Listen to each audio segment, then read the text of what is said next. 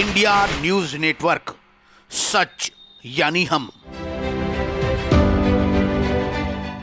Park में हूँ मैं, प्रकृति का ड्राइंग रूम हूँ। आओ बैठो, खेलो, बातें करो और पाओ सुकून।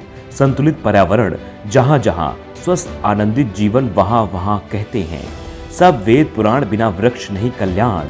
प्रकृति से जुड़े ऐसे स्लोगन से बच्चों एवं आमजन को संदेश। जी हाँ, हम बात कर रहे हैं देवरिया जनपद के न्यू कॉलोनी के पंडित दीनदयाल पार्क की, जहां सुबह, दोपहर व शाम को देवरिया की जनता इस पार्क में आकर सुकून पाते हैं। सेल्फी लेना व परिवार दोस्तों के साथ यहां कुछ समय बिताकर अपनी बातों को साझा करने के साथ सुबह चहलकदमी कर अपनी सेहत भी बनाते हैं।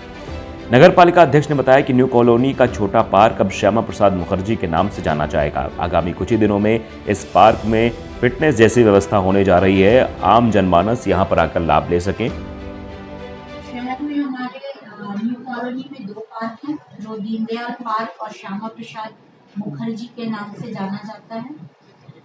दीनदयाल पार्क रेनोवेट हो रहे हैं और उसमें जो फाउंटेन जो खराब थे उनको व्यवस्थित कर दिया गया, झूले जो टूटे थे उसको व्यवस्थित कर दिया गया है और पार्कों की साफ सफाई हमारे माली द्वारा और वहाँ के चौकीदार के द्वारा कराई जाती है।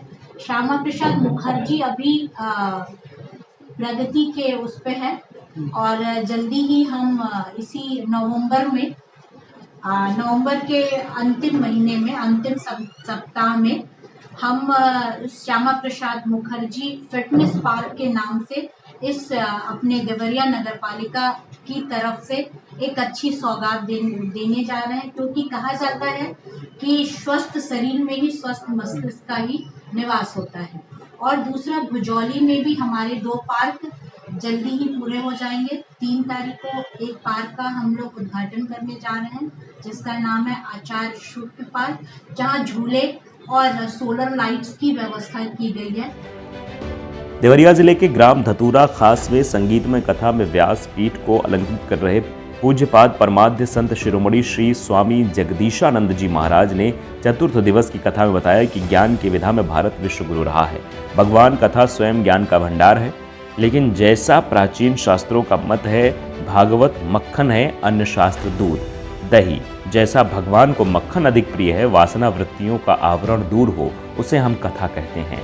पूज्य स्वामी जी ने भगवान श्री राम के चरित्र पर प्रकाश डाला। कथा में भक्त भाव विभोर नजर आए। कमंडल में डाल करके भगवान को दे दिए। अच्छा, एक बात समझिए, ब्राह्मण बालक का जब यज्ञ पवित्र होता है ना, अभी प्राय बहुत ढेर सारी परंपराएं समाप्त जैसी होती चली जा रही हैं। पहले जब ब्राह्मण बालक का यज्ञ पवित्र होता था ना, बहुत बड़ा अनुष्ठान है ना, उसको कई गांवों जाना पड़ता था भिक्षा मांगने, और जो कुछ मिलता था ना तो गुरुदेव को देता था।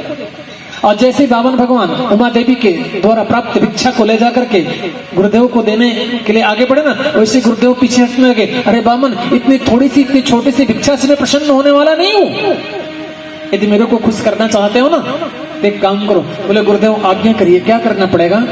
बोले मेरे को अगर खुश करना चाहते हो तो राजा बलि के यहाँ पहुंच जाओ और राजा बलि के यहाँ से भिक्षा मांगो और तीनों लोगों का भिक्षा मांग करके, अरे जो देवताओं की राज्य दैत्यों के कब्जे में ना, उसको मांग करके लाओ और देवताओं को फिर से दिला दो, मैं प्रसन्न हो जाऊंगा। देवरिया से संवाददाता अमिताभ रावत बारी की रिपोर्ट। इंडिया न्यूज नेटवर्क को सब्सक्राइब करें व बेल आइकॉन दबाएं ताकि आप रहें खबरों के करीब।